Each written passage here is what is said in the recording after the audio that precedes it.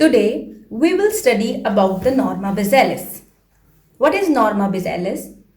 When the skull is viewed from the inferior. Remember, all the things which can be seen from the inferior aspect comes under the heading of Norma Bezalis. For the convenience of study, we divide the Norma Bezalis into three parts. We draw two lines for dividing them into three parts. The first line passes from the posterior aspect of the hard palate, this line, and the second line passes from the anterior margin of the foramen magnum. Because of these two lines, the Norma Bezalis is divided into three parts: anterior part, middle part, and posterior part. We will study each part of the Norma Bezalis under two headings. First, we will talk about the median area, then we will talk about the lateral area.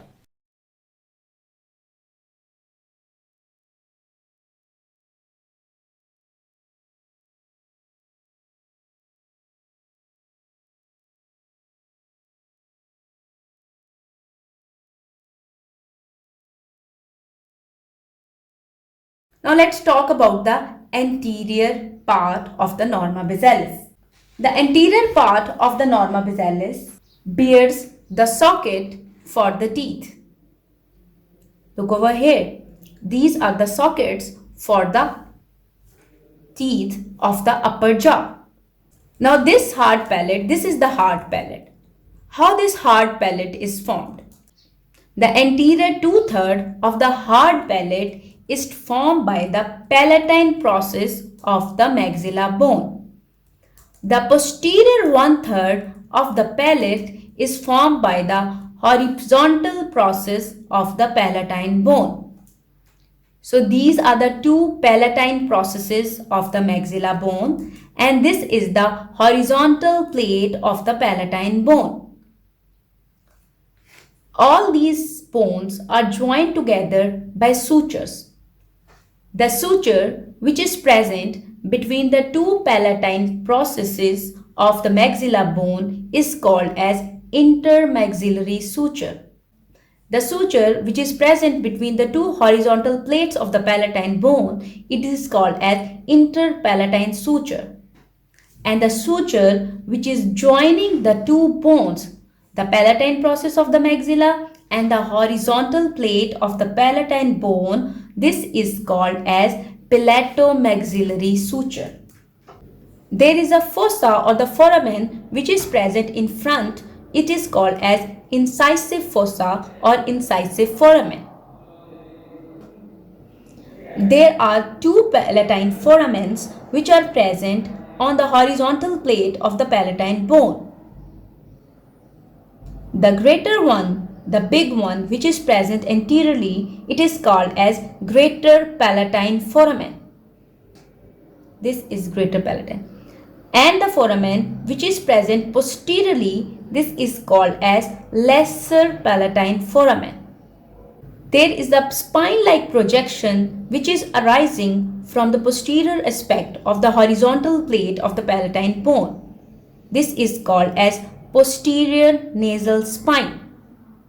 This is posterior nasal spine.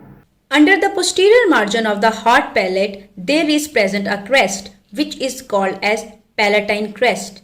This palatine crest is very important. Here on the palatine crest, the fixed margin of the palatine aponeurosis is attached, while the free margin of the palatine aponeurosis hangs over there.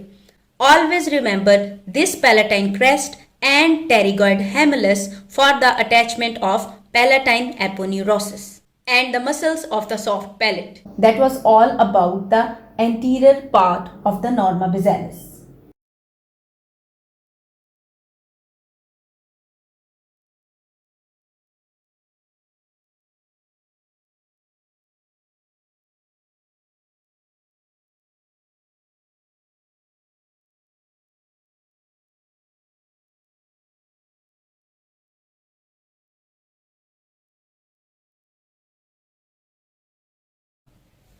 Now come to the middle part of the Norma Bezalis.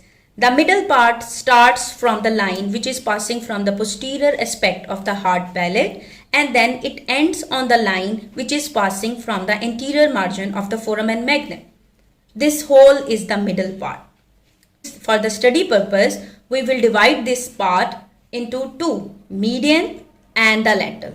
First, we will study the median area. The median area contains the posterior border of a bone which is called as the vomer bone. This is the vomer bone. This is the posterior margin of the vomer bone.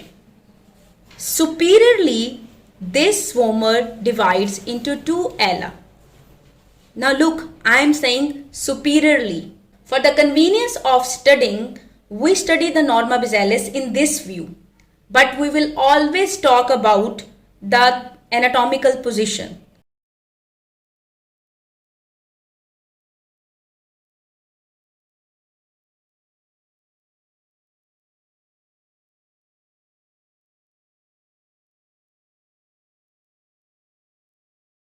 So this is the upper end of the vomer because of the anatomical position, and this is the lower end of the vomer.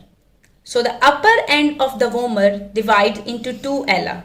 These are the two alas. The posterior part of the median area is formed by a bar. This bar is formed by basilar part of the occipital bone and the body of the sphenoid bone. There is a tubercle which is present over this bar, and this is called as pharyngeal tubercle. This is pharyngeal tubercle.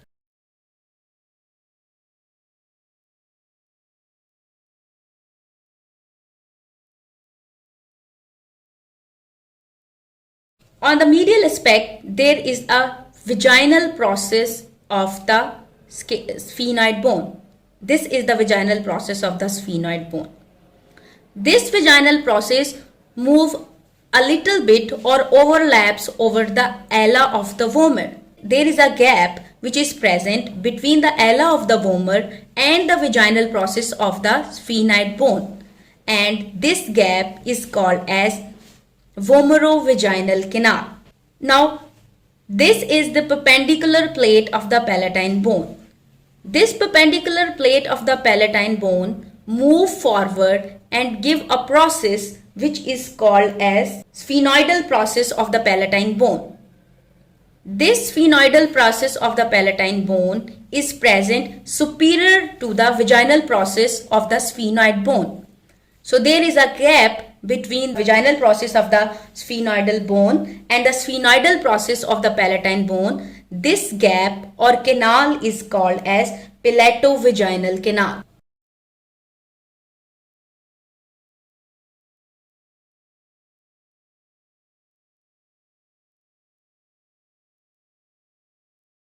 This is the vaginal process of the sphenoid bone.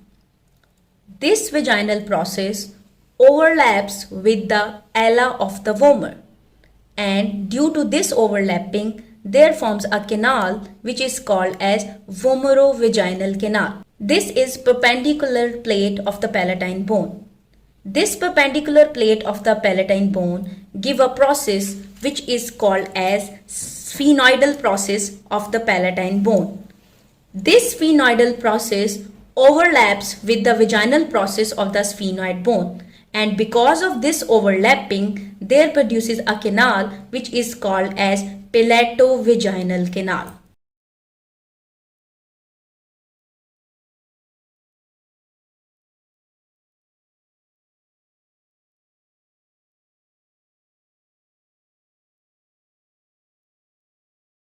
The lateral area of the middle part of the norma basilis has got two parts of the sphenoid bone. One is the greater wing of the sphenoid bone and others are the pterygoid process. First is the greater wing of the sphenoid bone. This greater wing of the sphenoid bone has got a pentagon area. The lateral area contains the infratemporal surface of the greater wing of the sphenoid bone. This lateral area is pentagonal in shape. The anterior margin of this pentagon is formed by the posterior border of the inferior orbital fissure. Anterolaterally, it is formed by the infratemporal crest. Posterolaterally, this margin shows the suture which is present between the squamous part of the temporal bone and the greater wing of the sphenoid bone. Posteromedially, it is formed by the suture between the petrous part of the temporal bone and the greater wing of the sphenoid bone. This area also called as sulcus tubi, and medially it is formed by the pterygoid process. So this is the pentagonal area which contains 5 margin.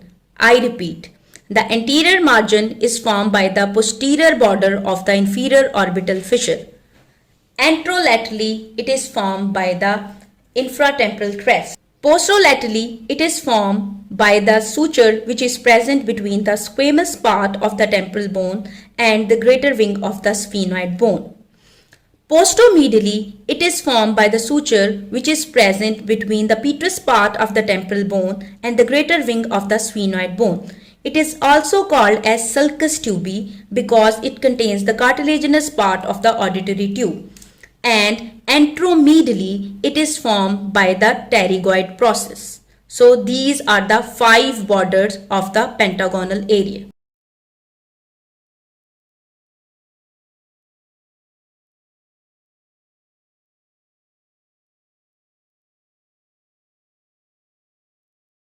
The lateral part of the median area also contains the second part of the sphenoid bone, which is called as the pterygoid process. This pterygoid process divides into 2 plates, medial pterygoid plate and the lateral pterygoid plate, like a V shape. Like V shape, this pterygoid process is fused anteriorly, while posteriorly it divides into 2 free borders, which are called as medial and the lateral pterygoid plates. Anteriorly, these pterygoids place close to form the pterygoid fossa. Now, this is the medial pterygoid plate. The medial pterygoid plate has got 2 surfaces, medial surface and the lateral surface.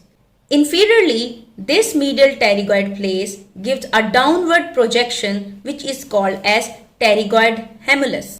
This is pterygoid humulus.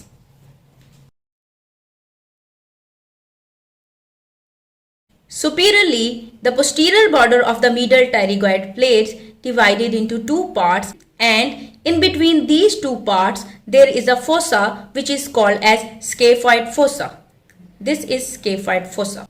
The scaphoid fossa is boat shaped. There is a pterygoid tubercle which is present in front of the scaphoid fossa. This is pterygoid tubercle, and this pterygoid tubercle opens into foramen lacerum. This is the lateral pterygoid plate. The lateral pterygoid plate also got 2 surfaces. This is the lateral surface and this is the medial surface of the lateral pterygoid plate. The posterior border of the lateral pterygoid process sometimes give a projection which is called as pterygospinous projection or pterygospinous process. On the posterior end of the infratemporal surface of the greater wing of the sphenoid, there is a spine-like projection which is called as spine of sphenoid. So this pterygospinous process directed towards the spine of sphenoid.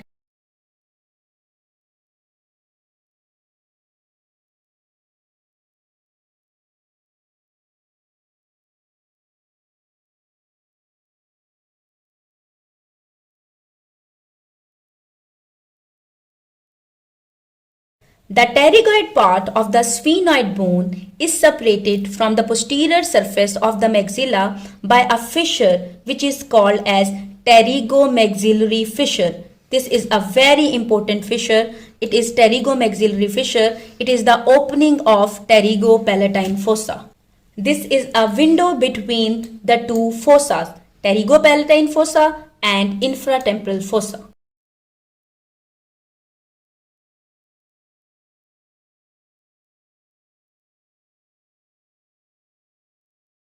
The posterior margin of the greater wing of the sphenoid bone bears 2 foramen.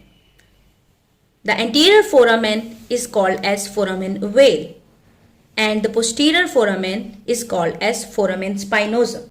I have also described these foramens in interior of the skull. This is foramen ovale and this is foramen spinosum. On the most posterior part of the infratemporal surface of the greater wing of the sphenoid, there is a spine which is called as the spine of sphenoid. Sulcus tubi is the groove which is present between the posteromedial margin of the greater wing of the sphenoid and the petrous part of the temporal bone. This groove is called as sulcus tubi and it lodges the cartilaginous part of the auditory tube. The infratemporal surface of the petrous part of the temporal bone is triangular in shape. It is its apex and it is its base. This infratemporal surface of the petrous part of the temporal bone has a canal which is called as carotid canal. This carotid canal opens anteriorly into the foramen lessus. Along with the petrous part of the temporal bone, there is another part of the temporal bone which is called as the tympanic part of the temporal bone. This tympanic part will form the inferior boundary of the external acoustic meatus. This is the tympanic part of the temporal bone. There is a fissure which is present between the petrous part of the temporal bone and the tympanic part of the temporal bone, and this is called as petrotympanic fissure. The squamous part of the temporal bone has got the following features. Its anterior part contains the mandibular fossa. This is mandibular fossa. The head of the mandible articulate with this mandibular fossa to form temporomandibular joint. This is mandibular fossa. The condylite process of the mandible articulates with this mandibular fossa to form temporomandibular joint. Two temporomandibular joints form simultaneously. They cannot move separately. If one joint will move, then the other will have to move. This variety of joints known as paired joints. There is an articular tubercle which is present on the posterior aspect of the root of the zygoma. These are the two important features which are present in the squamous part of the temporal bone.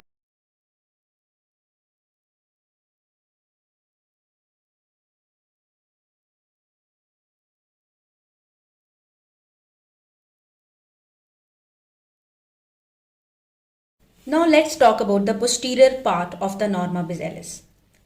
The posterior part of the norma basilis start from a line which is passing to the anterior margin of the foramen magnum till posteriorly. Now again, for the study purpose, as we have already discussed, we divide this into a median area and the lateral area. The median area shows the foramen magnum, the external occipital crest, and the external occipital protuberance. The foramen magnum is the largest foramen of the skull. It lodges the medulla oblongata and opens into the vertebral canal. I repeat, the foramen magnum lodges the medulla oblongata, not the spinal cord. It is oval in shape and on the side there are present condyles which are called as occipital condyles. Then comes the external occipital crest. This external occipital crest begins at the posterior margin of the foramen magnum and goes till the external occipital protuberance. From the external occipital protuberance, there arises a line which is called as superior nuchal line, and from the middle of the crest there arises inferior nuchal lines. These are the inferior nuchal lines. This is the squamous part of the occipital bone. The squamous part of the occipital bone lodges the superior nuchal lines and the inferior nuchal lines.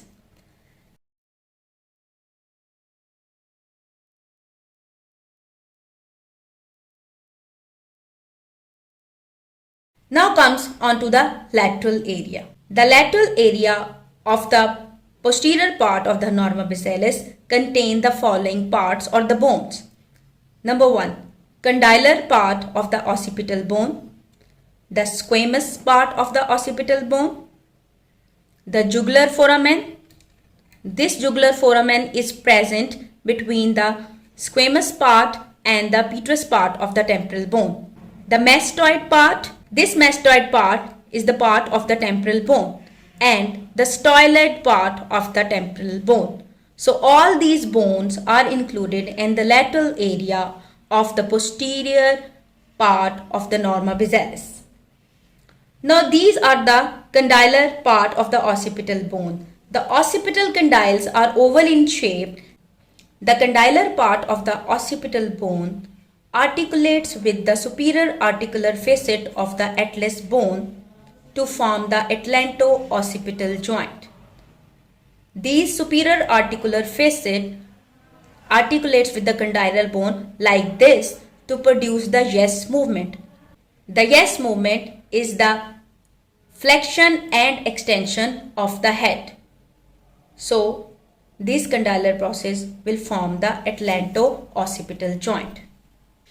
There is a canal which is present on the posterior aspect of the condylar process. This is called as condylar canal. This is occasionally present. Sometimes is present, sometimes it is not present. And there is a canal which is present on the medial aspect of the condylar process. This is called as hypoglossal canal. This is hypoglossal canal. The hypoglossal nerve passes through this canal. This is called as hypoglossal canal. This hypoglossal canal is present above the condylar process of the occipital bone. And there is a foramen which is called as jugular foramen, which is present between the petrous part of the temporal bone and the occipital bone. The posterior area which is present posterior to the jugular foramen is also called as jugular process of the occipital bone. This is the jugular foramen which lodges the 9th, 10th and 11th cranial nerve and internal jugular vein.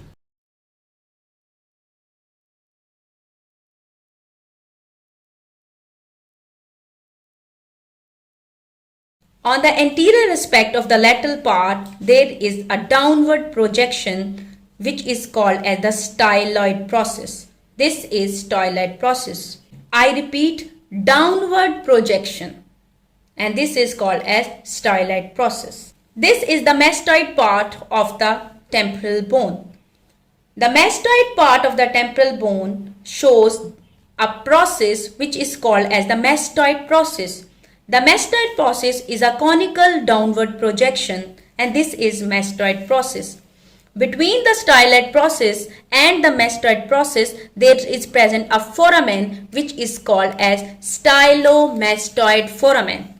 The 7th cranial nerve, which is the facial nerve, eventually exits from this foramen, which is the stylomastoid foramen.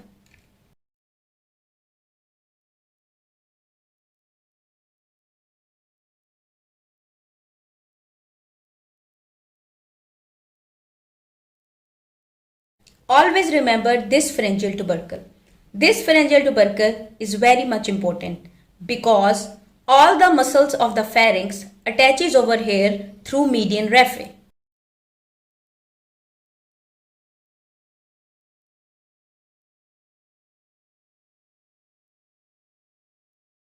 Also try to remember the surfaces of the lateral pterygoid plate. This is medial surface and this is the lateral surface. These surfaces are very much important for the attachment of muscle of mastication. The medial surface for the attachment of the medial pterygoid muscle and the lateral surface for the attachment of the lateral pterygoid muscle.